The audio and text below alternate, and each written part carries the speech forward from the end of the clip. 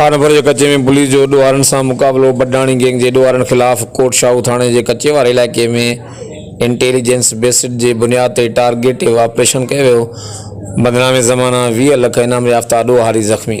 खानपुर नापरकोट के कच्चे में ऑपरेशन जो सिलसिलो जारी है। कोट शाहू थाने के हद कच्चे वारे इलाइक़े में इंटेलिजेंस बेसिड की बुनियाद ते शिकारपुर पुलिस और सिंध रेंजर्स जो टारगेटिव ऑपरेशन ॿीहर तेज़ SSP शिकारपुर शाहज़ेब चाचड़ और विंग कमांडर रेंजर्स की अगवानी में बडाणी गैंग के ॾोहारनि खिलाफ़ इंटेलिजेंस बेसिड की बुनियाद ते टारगेटिव ऑपरेशन किया वियो।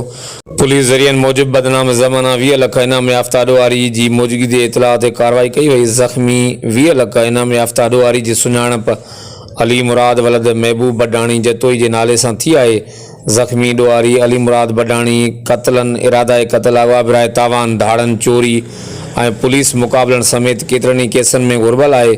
ज़ख्मी ॾोहारी के पंहिंजा साथी ॾोहारी खणी रात के अंधेरे जो फ़ायदो वठी फरार थी विया। वधीक नफ़री वाक़े वारे हंध तलब कई वई।